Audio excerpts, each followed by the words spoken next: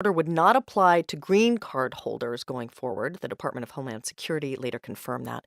Congressional Democrats are strongly condemning the executive order. Former vice presidential candidate Senator Tim Kaine of Virginia is one of them.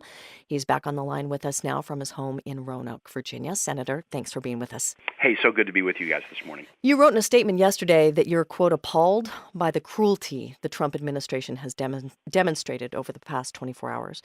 Trump administration officials say they recognize the order is inconveniencing people, but this is about protecting America's national security. You don't see it that way? No, I don't. If you want to protect security, you vet everybody in a significant way. You don't single people out from certain countries. You don't make the order apply to green card holders, people who are lawful permanent residents of the United States, as was originally the case. Which has now been clarified, yeah.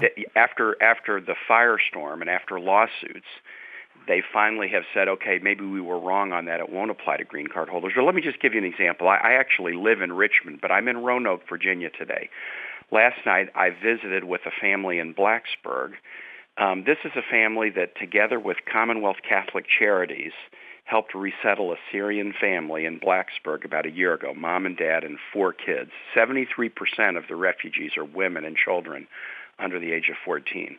The husband in the family was helped with his English, and he got a job in a local construction firm. The guy who runs the firm told me, I have some kind of conservative folks working for me, but we absolutely love this guy. He's a great worker. His family is great. And the group of families in Blacksburg was waiting for another family to arrive this week on the 4th that they were prepping for because they're a welcoming community and they want to be able to help these children. These are children that we're trying to help come away from the worst humanitarian crisis since World War II. And Donald Trump has taken a Statue of Liberty nation and turned it into a hard-hearted place with this order. There's the right way to do this, and there's the wrong way to do it, and what the administration done has been the wrong way. So I want to ask you about the right way, but first, you can argue America has a humanitarian responsibility to provide safe harbor to refugees. And yes, it's on the Statue of Liberty, but it is not required by law, and U.S. constitutional rights do not apply to people who are not U.S. citizens. Well, that's not completely true. The 14th Amendment says every person, every citizen is entitled to the privileges and immunities, but every person is entitled to equal protection of the laws. And there have been a number of constitutional cases that have applied rights even to non-citizens. But let's talk about what's right for our national security. I'm on the Armed Services Committee in the Senate. When you send out a message that this sends out, that we're going to target folks from these Muslim countries, no matter what their circumstance, no matter how well they are able to be vetted, we're going to target them and not let them to be allowed in. You're basically playing right into the hands of a narrative of terrorist groups in the Mideast that say what the U.S. is trying to do is conduct a war against Islam. Other members of Congress have pointed out the same thing. So do we just absorb that risk then? Do I hear you saying a terrorist might get into the country this way, but it's not worth changing our system or values? No, I'm saying we should have a vetting process. If what this order was we're going to increase vetting processes for anybody, refugee or travelers, and we're going to do the following, that's one thing. But that's not what it did at all. It just said if you're from these particular Muslim majority countries, and many of the countries that have had instances of folks coming in with terrorist background are not on the list, but if you're from these countries, we're going to block you. And as you know, this order applies to people coming to the United States under a protected status that we call the special immigrant visa. People who have worked with our troops in the field, who've been interpreters for them and assistants for them, and because of helping the United States, they've put their lives at risk. We give them a special protected status because of their help to Americans so they can be safe.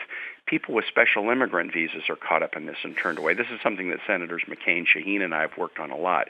It was just so poorly done, and it really does amount to a religious ban because the president himself said, look, we're going to apply it to folks from these countries, but if you're from a persecuted religious minority, especially Christian, there will be an exception for you. We should not have a religious test. That is contrary to everything this country stands for. So how do you do it better? Because you are saying that there is a way to vet people better, that there is a way to tighten our security. Absolutely. If he had said, look, we're going to look at every aspect aspect of our immigration system and try to tighten it up, you wouldn't have had these protests. We made, for example, a year ago, significant changes to make it harder for people to get tourist visas to come into the United States because we realized there were some weaknesses there.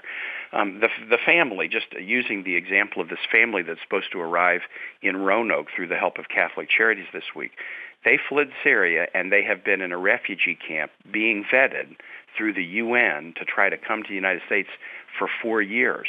They've been through a 4-year vetting process. But if you want to make the vetting process harder for refugees generally, make it harder to claim political asylum in the United States, take a look at whether there are gaps in tourists or travelers, all of that we could have a productive discussion about. But when you make it about people from particular nations, even those who have helped U.S. troops on the battlefield, who would ever help us again if they help us on the battlefield and then we abandon them to danger because they've been brave enough to help the United States. So this thing, I mean, clearly it was done by the political folks at the White House without getting advice from immigration officials and others, and that's why it has backfired so badly.